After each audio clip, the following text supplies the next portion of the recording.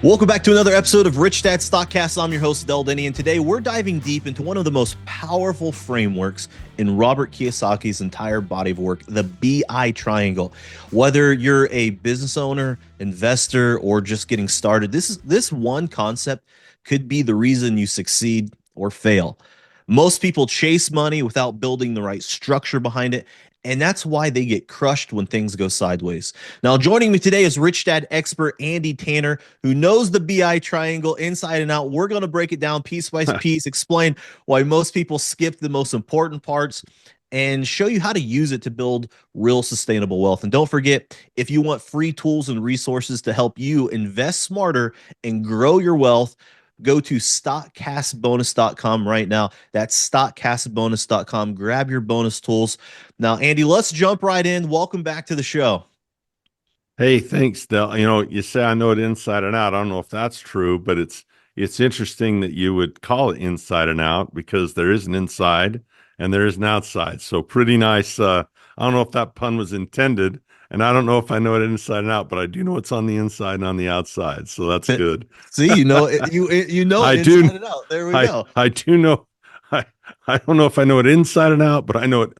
I know what's on the inside and what's on the outside. How about that? All right. Now, before we get into the BI triangle, I want to go back to stockcastbonus.com. What do our listeners receive when they go there? It's big because first of all, there's not a lot of no risk opportunities in the world. When something's free, you don't have risk, right? You can't lose any money by having free stuff.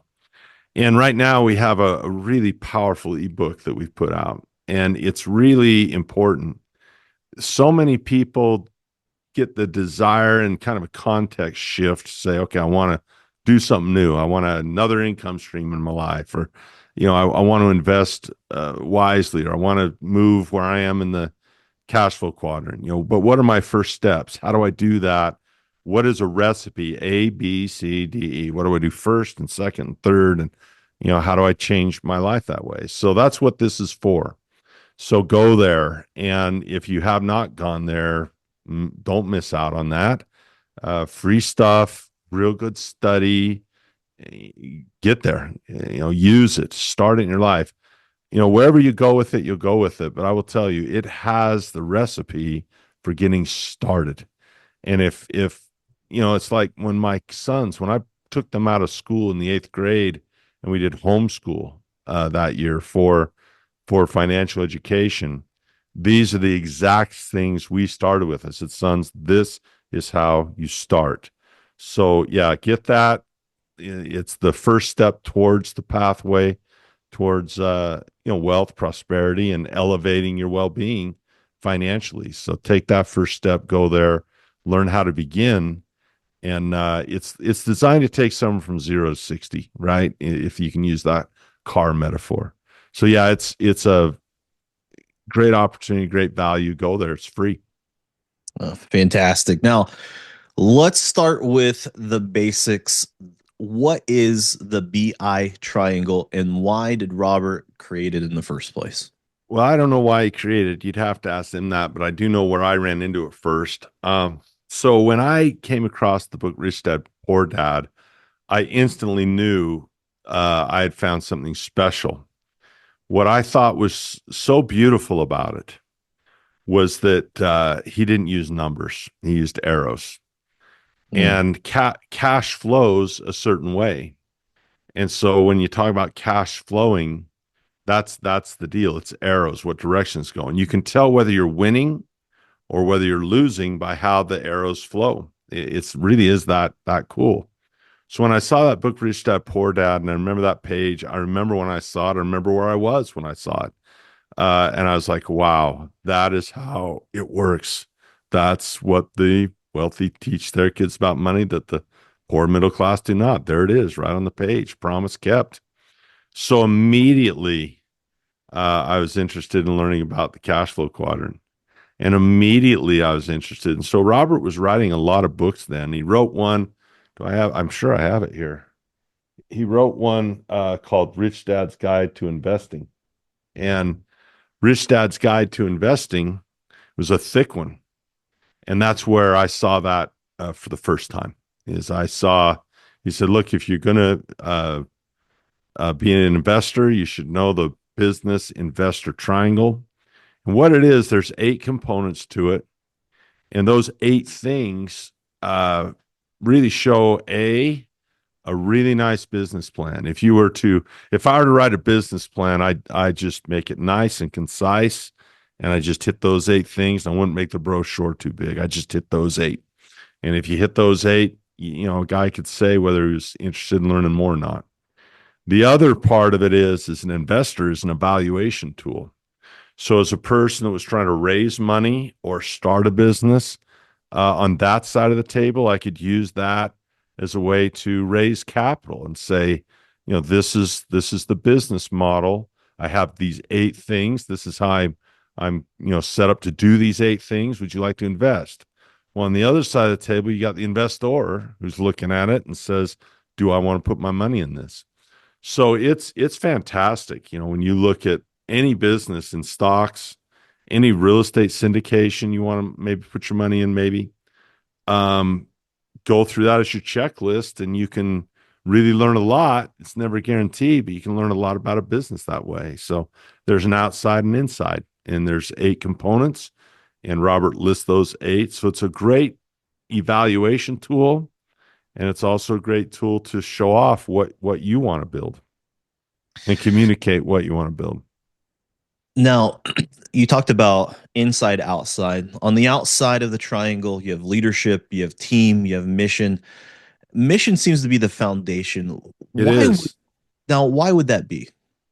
There's a there's a book out there called "It Starts with Why," and there's fuel in that. I think Robert was a Marine. I grew up in Utah, so I was a Mormon missionary. I went out and did door knocking for my 2 years. And when you're doing something bigger than yourself, regardless of what it is, or whether you believe in that mission, or whether you don't, or whether a person believes in it or they don't, when you believe in it personally and you care a lot about it, regardless of what it is, you put your heart and soul into it.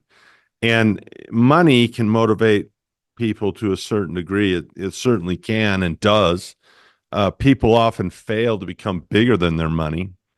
And I don't have a lot of stuff out there. I have no wiki quotes, but one of the things I tell my sons all the time is stay bigger than your money. Always get bigger and stay bigger than your money. You have to be bigger than your money, or you wind up doing stupid stuff.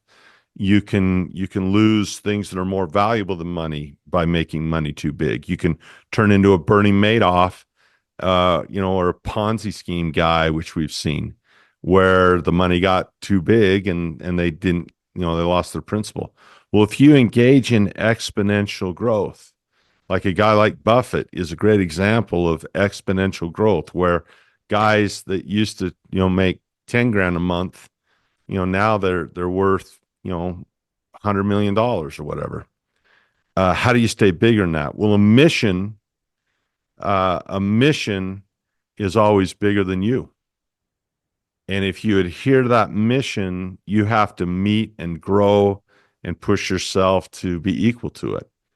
I'm pretty sure that like there's a lot of people that their vision of happiness, and it's certainly not mine, is to sit in some tropical place with your feet up, with a drink, with an umbrella in it, and sit by the pool. To me, that's a nightmare. Number one, most of the people at the pool look like I do with their shirt off. That's not a pleasant experience. I mean, I don't go to the pool. I'm so freaking hairy that people either think Robin Williams is back, or they call the Bigfoot people, and the Bigfoot people call the animal control people, and I'm getting tranquilizer darts in my neck. Let's get that hippopotamus out of there. It's not supposed to be in there. So I don't enjoy that. And, we were in Cancun, and my sweet wife, we were I promised her 7 days or whatever we decided. And we just kind of looked at each other and like, we're kind of out of here, aren't we? After like 3 days, we're like, we're leaving. I just don't think that's it. But if you have a mission, for example, the things I enjoy are mission driven, like a project that I want to get done to serve another person. I can find myself working on projects for hours on end, just in isolation, in as happy as I can be in a state of flow, trying to serve somebody and trying to help somebody. And to me, what is greater than that? And so when you have a mission that's serving people and it's bigger than yourself, why would you retire? If a guy like Steve Jobs makes his first, there's a point where money has no utility, is the way Warren Buffett says. He goes, look, money has no utility to me anymore. There's not, like, the difference between 1 billion and 2 billion and 4 and 6 and 100 and 200. It just, when money loses its utility, what are you going to go sit at the pool with the drink and the umbrella in it? No, you've got a mission. You've got something driving you. So the mission is the foundation, and it's important to stay on mission and know what it means to be on mission. So yeah, I believe in that stuff. I want to touch on the other parts of the triangle. That's just one piece of the pie. But Yeah. why is it essential to understand all 8 parts before launching a Well, business or buying an investment? well, on the outside, you mentioned mission, leadership, and team. That's why I'm not a solo in my business. I have a business partner who is absolutely the CEO. Absolutely. I don't have and have not become the leader that I would need to be to run things. I'm just not that guy. And so having a leader that can be bold, having a leader that can have candor, having a leader that honestly serves the people that he or she leads, without what organization does well without leadership? None. Yeah, none Yeah. of them do. Yeah. And then a leader can't do everything by themselves. You must have people. People call OPM. What about OPE? Other people's enthusiasm, other people's entrepreneurship, other people's experience, other people's education, other people's energy, other people's everything, right? Other people's experience. The team allows for the leverage of the synergy of leveraging people and what they can do. So if you have a mission and you have a great leader, and and leaders need to know, like I needed to know, that I'm not the leader. I'm not it. I'm a team member, not the leader. I'm a great teammate. I loved basketball. Robert loved rugby. I'm a good teammate, but I'm not. I hate being coach. I coached for a long time. I'm realizing that I love the kids and I love the game, but I don't like making the burden of leadership is decisiveness. You have to decide things. And that's the big burden of leadership, is having to decide things. You're not always popular when you decide stuff. So as coaches know. So those 3 things, if you got a team, a leader, and a mission, that's the outside. That holds it together, right? That's the force field outside that keeps that thing from blowing apart. And if you jack up your mission, or you don't have your solid team there, and you're a crummy leader, you better find and find a leader somewhere. And that's just solid. It's true. It's true. I I love studying leadership. I'm going to butcher this, but I think it was John Wooden said, I've won many games, but it's a lot easier to win when you have a good team, right? Um, If so you have got Kareem, that's a big part of that team. Yeah. that is, I think I take Kareem over Dell Denney any day of the week on the basketball court. Um, but then there's other aspects, right? Cash flow, Inside. communication, and the inside. We'll talk about the inside here in just a little bit. But we have cash flow, communication, systems, legal, product, so important.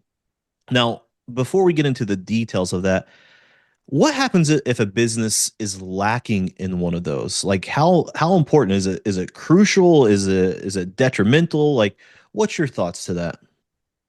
Well, they're in there for a reason, right? They're not there for decoration. It's not there because it looked nice. Usually the word is required. It's not, it'd be nice if I had a mission. It'd be nice if I had a leader.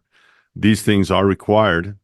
If you look at the components on the inside, those five things, they're very similar. Cash flow, again, is part of that foundation that is built on the mission.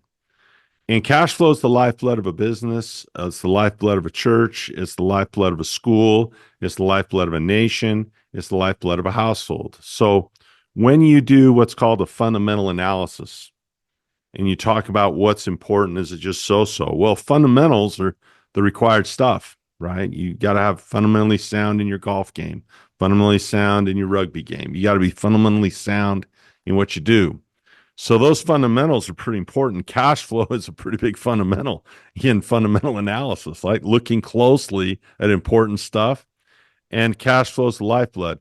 Look, in a financial statement, you could really reduce it down to let's take it down to the basic four boxes: income, expense, asset, liability. Well, expense has always got money going out. That's just how that is. Money is by nature, expenses mean money goes out. So there's one box down. What that means is you've got three boxes left to answer that: new money, old money, and borrowed money. So income is new money. That's the best way to address an expense. A new phone bill comes up, a new source of money to take care of that would be ideal. If you have no cash flowing in, then all you have is cash flowing out. And so then you have to use old money, money you saved a long time, go into the mattress in your asset column, sell your gold, right? That's an hourglass.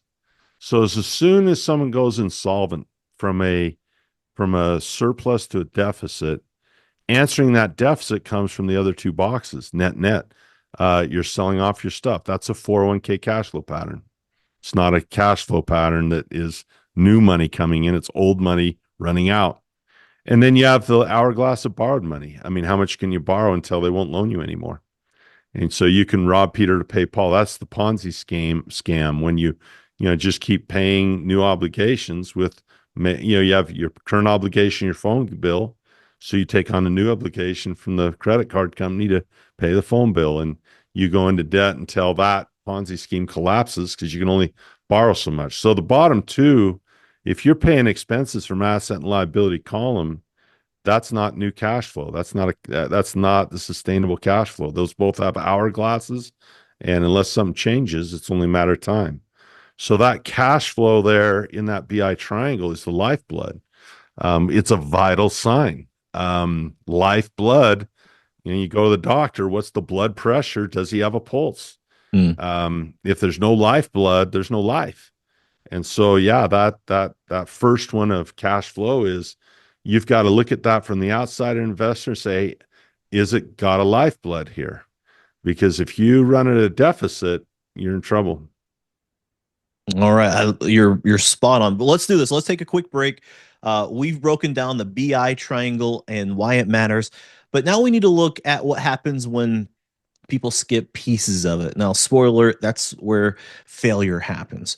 Now, after the break, Andy and I are going to explore the most commonly overlooked parts of the triangle, why skipping them is a recipe for disaster, and how you can use this framework to recession-proof your business and investing strategy. And remember, go to stockcastbonus.com right now to grab your free resources that will help you build real wealth using tools just like the BI triangle.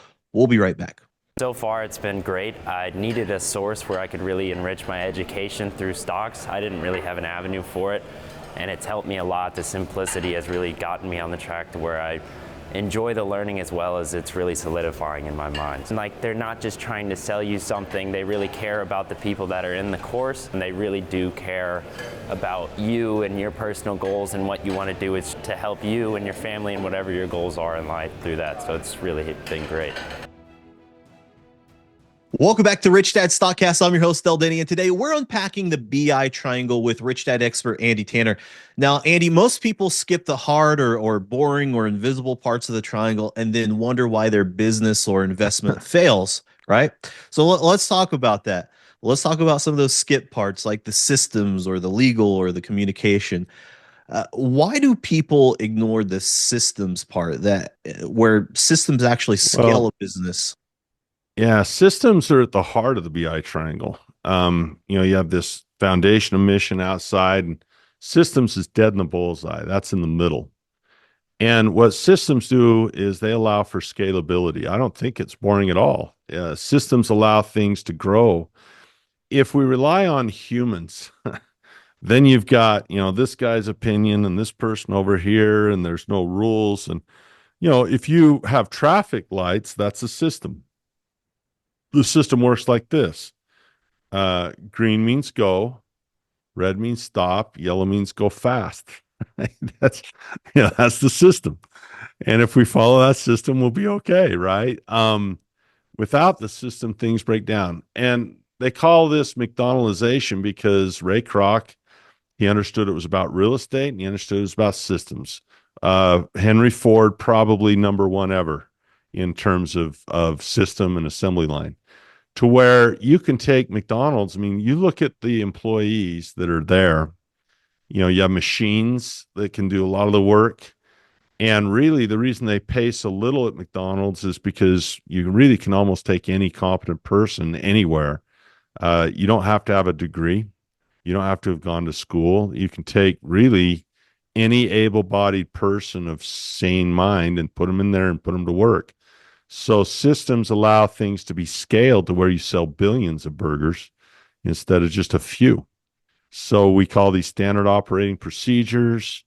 How things are put together, they're systems. And when you build a system, it's huge. And we're always doing this, in my business, we look at our system, we say, is this really the best way to go about things? So I don't know that it's boring, but it is the heart.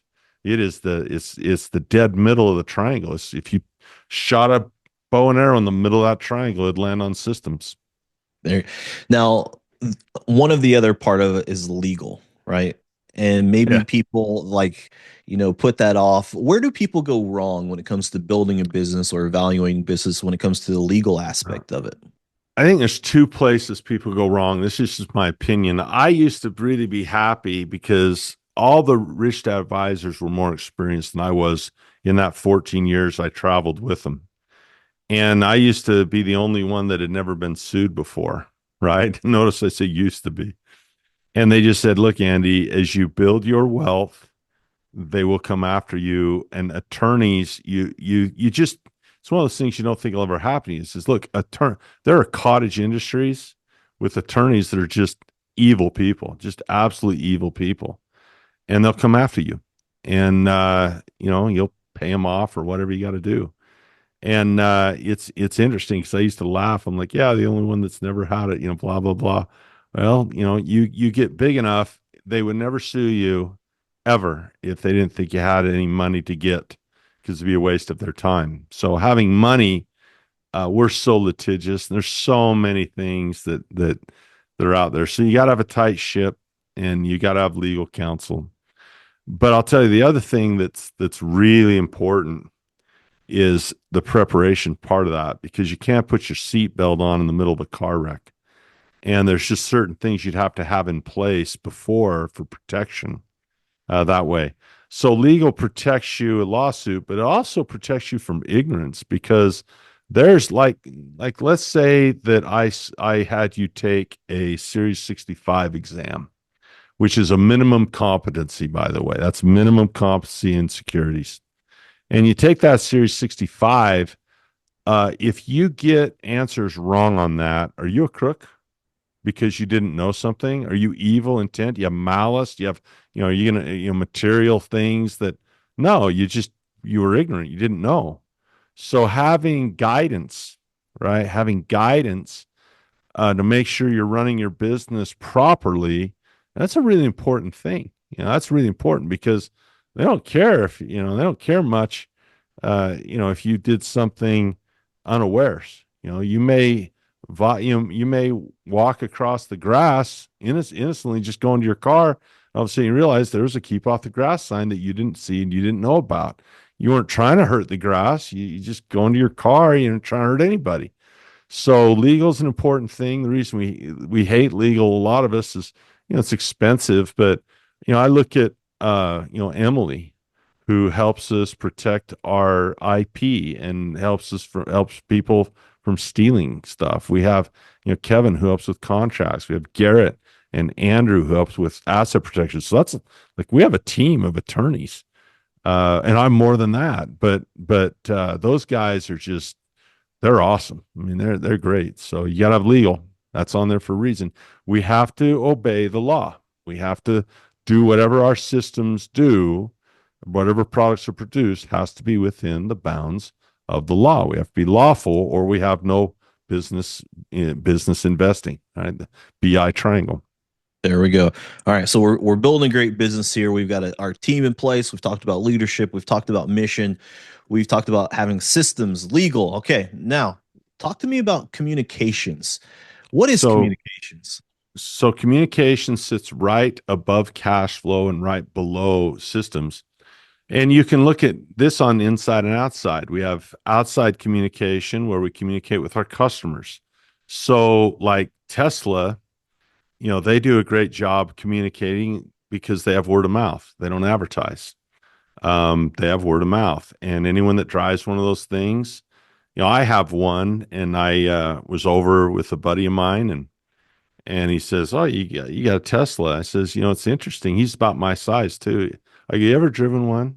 He goes, "No." I go, "It's really interesting. It's not like when you stomp on. It's not the same as, like a race car. It's like a fast golf cart." He hopped in. He's like, "This thing is unbelievable." So that's communication. I'm communicating for Elon, or for better for worse, right? Um, People like the car, so word of mouth is big. Branding, advertising, marketing, public relations is a great way to communicate, to get good at doing interviews for magazines, or interviews for articles, or on TV. So you have outward communication. Inward communication, every bit as important. When we drop the ball, often it's because someone didn't communicate someone.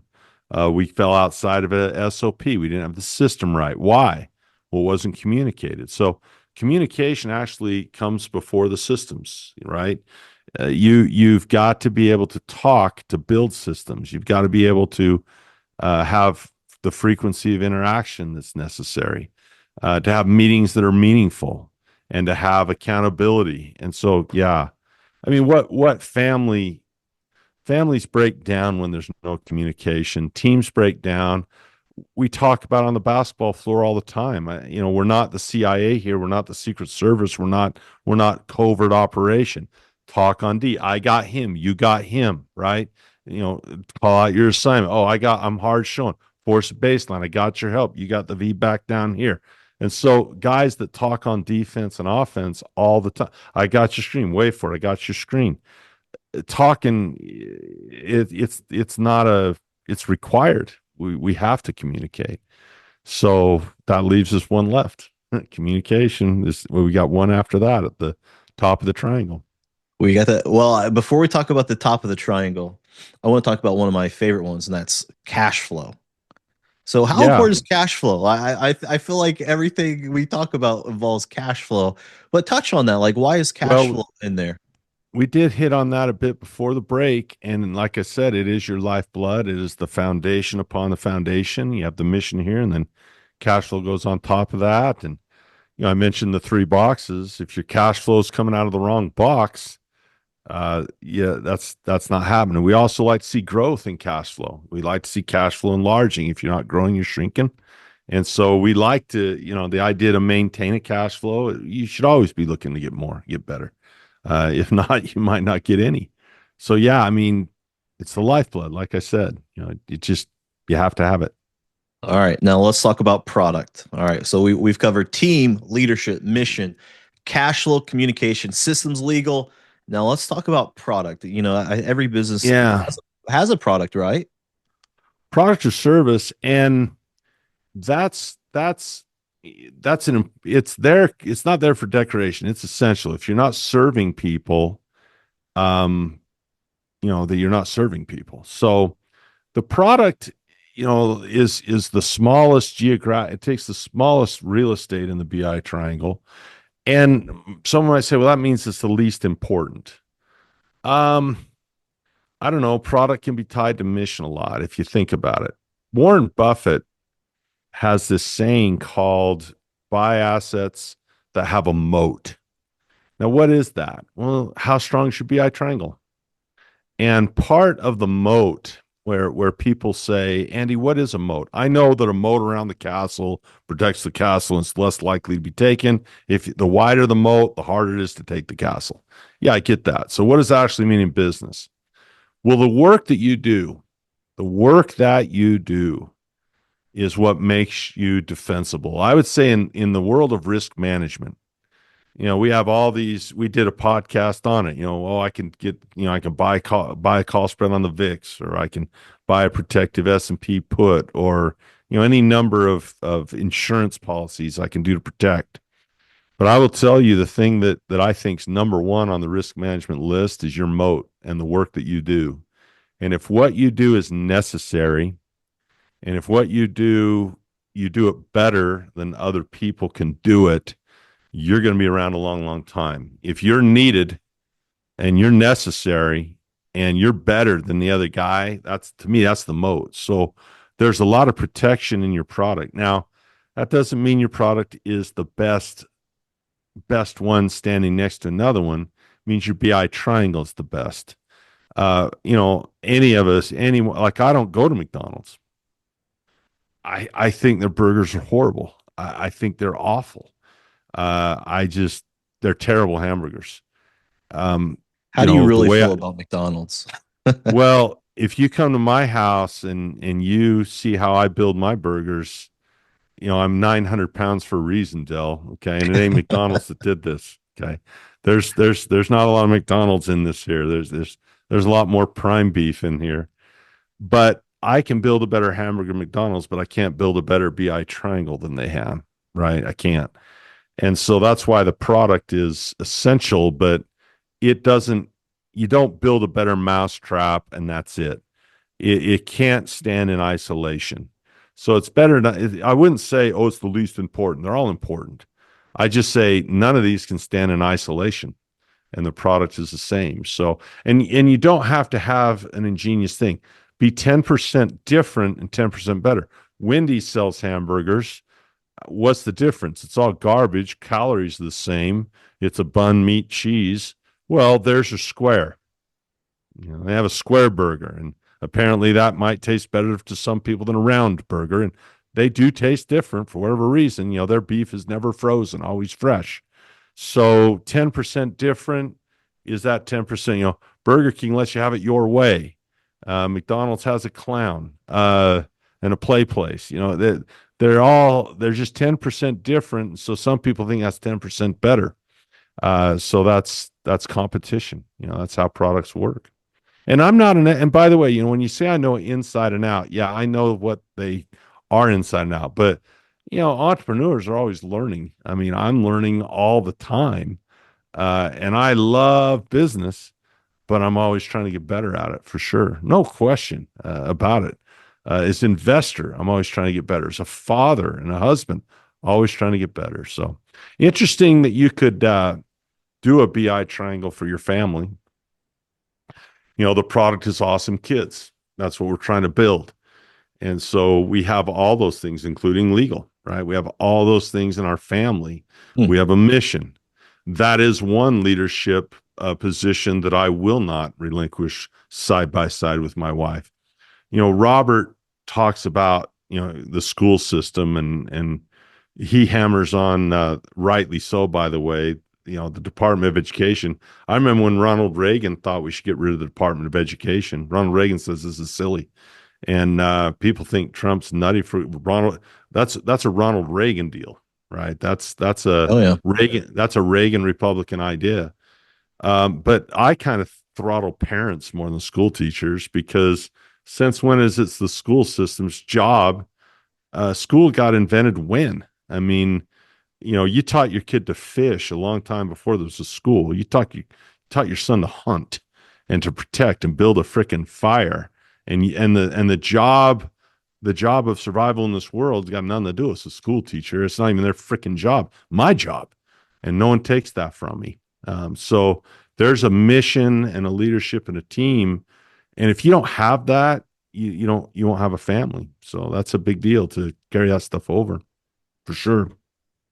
There you go. Well, I love that spin too with the family as well. Communication, so important. Leadership, mission, right? It's Very an much so. investment. It's an investment. You invest in the people you care about, for sure. Absolutely. Well, that's a wrap for today's episode of Rich Dad StockCast. The BI triangle isn't just a theory, it's a blueprint for building real sustainable wealth.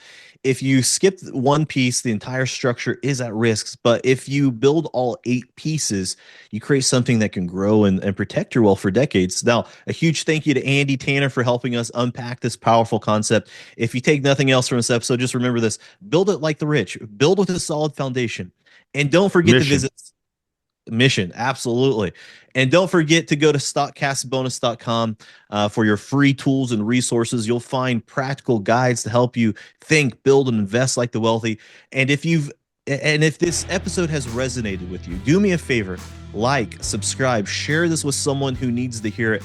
Thanks for tuning in to Rich Dad Stockcast. I'm Denney, and I'll see you on the next episode. Stay smart, stay invested, and take control of your financial future. This podcast is a presentation of Rich Dad Media Network.